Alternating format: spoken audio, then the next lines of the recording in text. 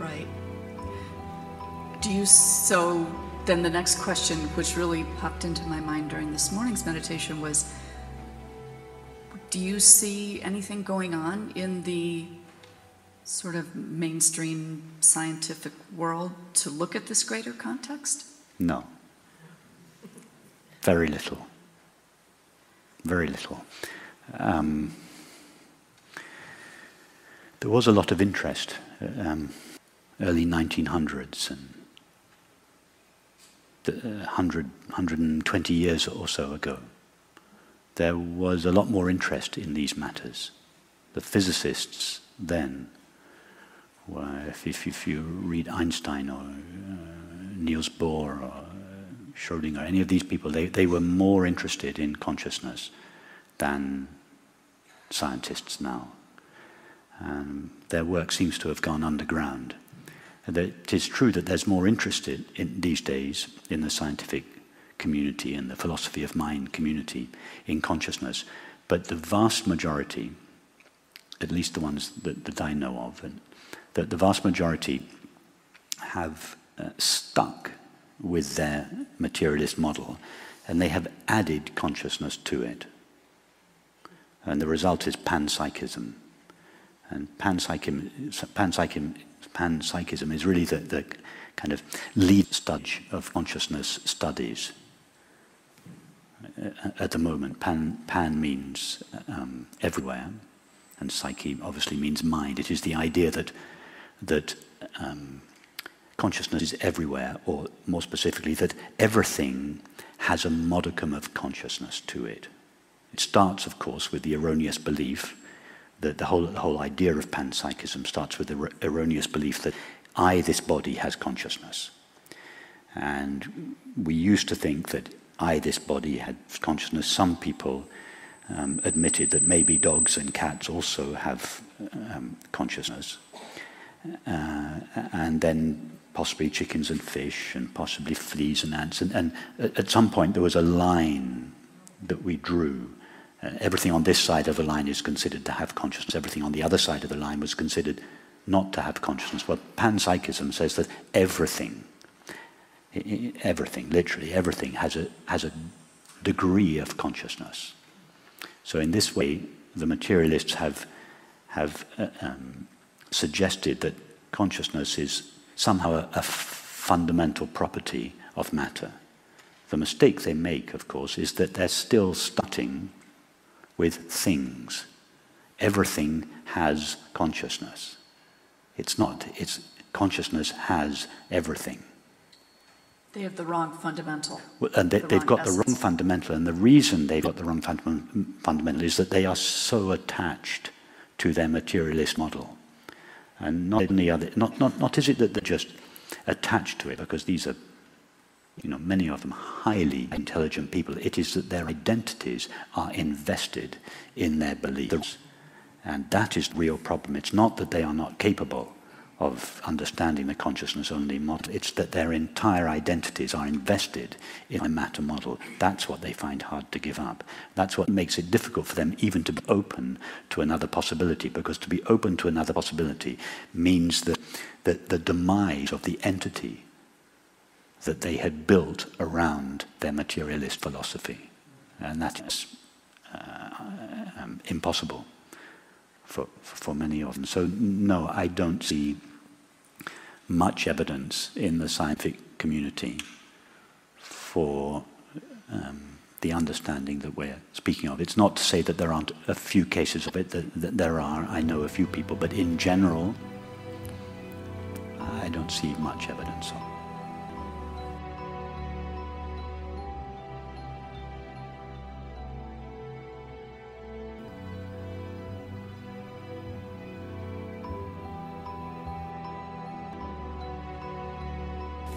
Just continuing on the same topic, like we just spoke about the sense, like perception through the eye. When you actually, like meditation, when you have your eyes closed, it still feels pretty localized, somewhere behind. Are you present now? Yes. Okay, so in order to tell us about yourself, you can refer to your current experience. You don't need to refer to the past. Yes. So without referring to the past or memory, tell us about your experience of yourself. Without referring to the past, what do you know of a body? You have no knowledge of either having a body or being a body in this moment. Go closer to your experience. Tell us about yourself. Tell us about your current experience. There's sensing. Okay, well, I'll just allow you to use the word sensing because we have to use words. Okay, there's sensing. Tell us more about the experience of sensing. Where is it located? Here. Tell us about the experience called here. What do you mean when you say here? Is it here as opposed to there? What experience of there do you have? What does the word here mean? Is it a location in space? Yes, the center of space. What knowledge of space do you have now, if you don't refer to memory? That I am the center of space. What knowledge of space do you have now without referring to memory? You have any experience of space now? I can't even say definitely that there's space. Perfect. So tell us more about the experience here that you call here without reference to something called space, which you admit you have no experience of. What do you mean by here? Being. Okay. Tell us more about your current experience. Let me ask you a few questions. Do you have any knowledge? When I say knowledge, I mean experience. Do you have any knowledge of being a person or a woman? Memory comes. No. Don't refer to your memory. You refer to your current experience. I'm not asking you about your memories. I'm asking you about your current experience. Memory can tell you nothing about your current experience. No, there's no sense of that. Do you have any knowledge of having an age? What age are you based only on your current experience? How old would you say you were? In fact, do you have any comprehension of what the word old means if you refer to your current experience? No. Do you have any knowledge of having been born? No. Does your current experience tell you anything about going to die? And does your current experience tell you anything about being either healthy or sick? The memories come back, but don't refer to them. Is there anything about your current experience, I'll allow you to call it a sensation, that tells you that you are either sick or healthy? Is the current sensation either sick or healthy? It's a sensation. It's a sensation. What is it made of? Must be made of something. If you touch it, touch the stuff it's made of, and you are, after all, experiencing the stuff it's made of. How would you describe that stuff? Let me ask you the same question from another point of view. Is there anything to your experience of the current sensation other than the knowing of it? No.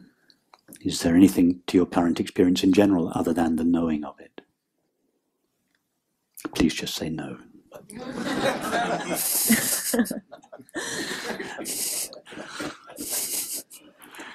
It's okay. If you can't say no yet, just ponder that question.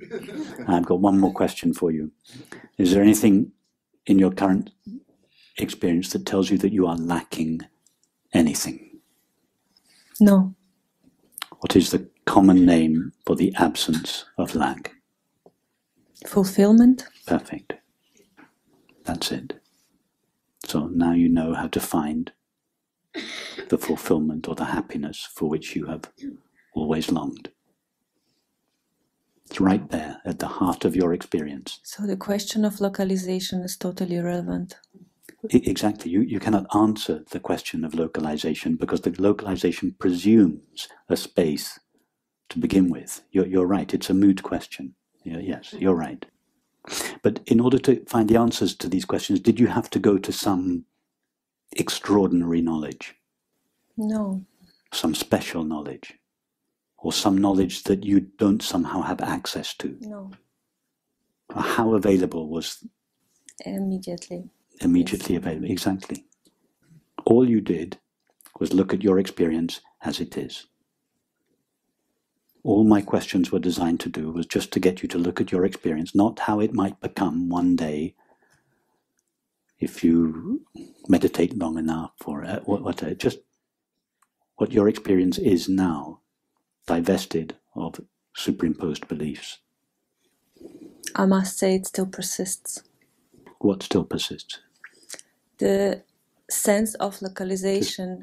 That's fine. But the sense of being localized persists. In other words, you see this room from this apparent localization in space. I see the room from this localization in space. We all see the room from a particular localization. That sense persists. So it's not necessary to get rid of that sense. All that's necessary is not to believe it gives us the absolute truth about our experience. Have you ever had a lucid dream? Yes. Okay, so when you were having a lucid dream, you still continue to see the dream world from the perspective of the character in the dream. But at the same time, you knew that the knowing with which the dreamed character perceived her experience was not localized in her body. So do the same thing now, lucid waking. Understand that although you seem to view your experience of the world from a localized perspective, the knowing with which you know your experience is not located in, it's not limited by, and it's not generated by your body. Yes. Yes. You can be quite sure that if the Buddha was sitting here in the front row, he would also see this room from the perspective of his body. He wouldn't have some magical, unlocated view of this room. There is no such thing as an unlocated view of the world The difference is that he realized that the knowing with which he knows his experience is not limited by his experience.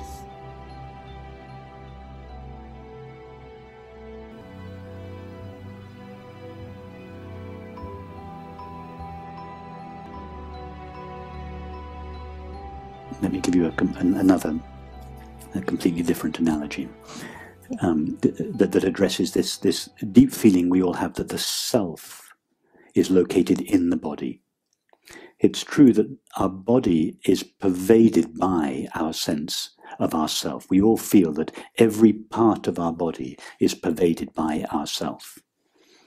And for this reason, we believe, therefore, our self must be located in and limited to the body. But think of the space in this room. Every part of this room is pervaded by space. But does that mean that the space shares the limits of the room? How many spaces, physical spaces, are there in the universe? Is there one for each room, or is there just one space in the universe? There's one space in the universe. The physical, without going too far into cosmology or quantum physics, let's just stick with classical physics. There's just one space in the universe. That space is not divided into innumerable different buildings or rooms. The space in this room seems to be enclosed by this room, and as a result it seems to share the limits of this room. But actually, if we were to take a sample of the space in this room and a sample of the space outside this room and compared them, this one wouldn't be limited and that one wouldn't be unlimited. They'd both be the same.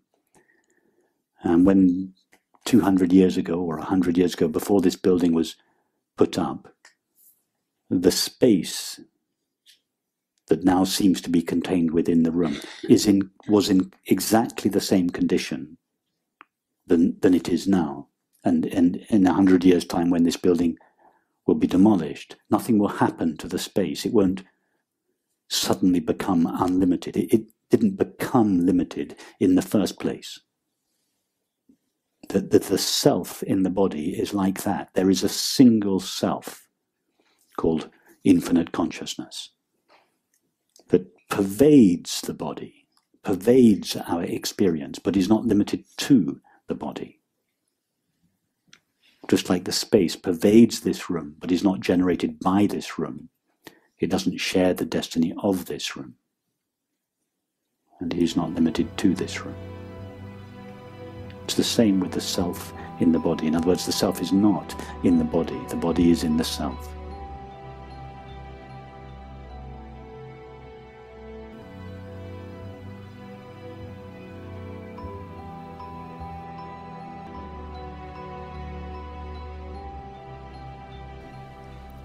Yes, remember the analogy of the dream, where your own mind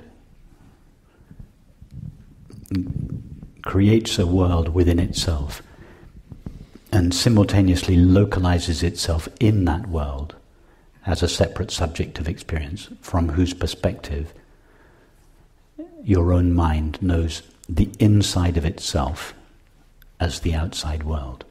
So from the perspective of the dreamed character, the outside world seems to be inanimate, devoid of mind or consciousness. But from the perspective of the dreamer, the entire world is all equally the activity of its own mind. So all of this is the activity of God's mind. It is made out of mind. It is not made out of stuff called matter. Matter is what the inside of God's mind looks like when viewed from a finite perspective. So you could think of everything as of a condensation of mind or a condensation of energy. So yes, it's not that everything has consciousness. Only consciousness has consciousness. Ultimately, there are no things there. In your dream, there are no real things there to have consciousness. It is your mind that is conscious. So human beings don't have consciousness. Consciousness has human beings. Human beings are localizations of consciousness, through whose agency consciousness sees the inside of its own mind as the world.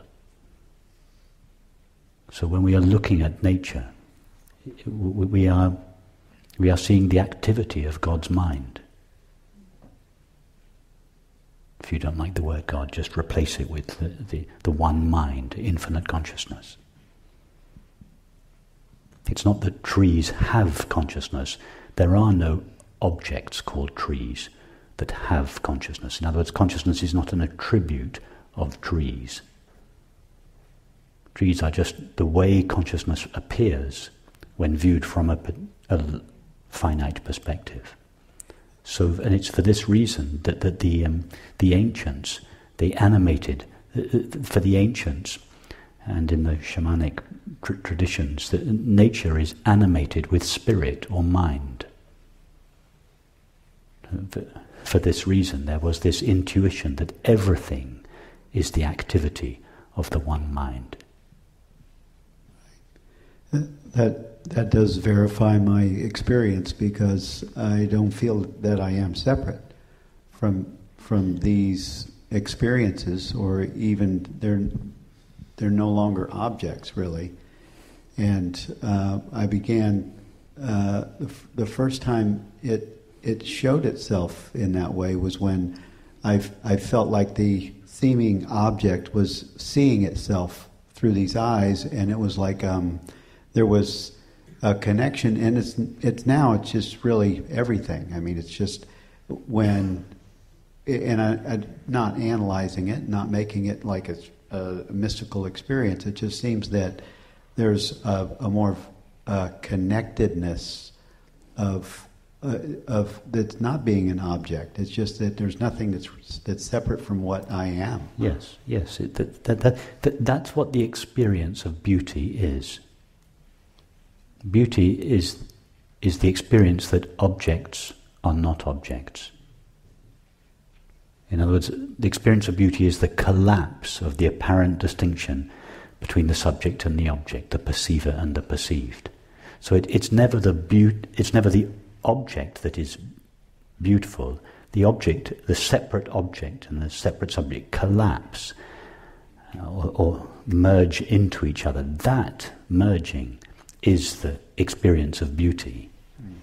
And then the mind then confers that experience on the object and says it is the object that is beautiful. It is not. It is consciousness, the shining of consciousness, that is the experience of beauty in relation to our perceptions. Exactly the same experience in relation to thoughts is called understanding. When a thought comes to an end, when a thought collapses, understanding shines. It's the same shining of consciousness, but in relationship to thought as opposed to perception. And in a feeling, when the distance between the feeling and ourself collapses, so the feeling comes so close that we can no longer label it as a feeling or shame or guilt or fear, then the essence of the feeling is revealed, and it is felt as love. So love is the shining of consciousness in relation to our feelings. Beauty is the shining of consciousness in relationship to perceptions. Understanding is the shining of consciousness in relation to thought. There are three names for the same shining of reality. And that's why there are these three paths in the spiritual traditions: the way of knowledge, Jnana Yoga; the way of love, Bhakti Yoga; and the way of the artist, Rupa Yoga, the way of form or beauty.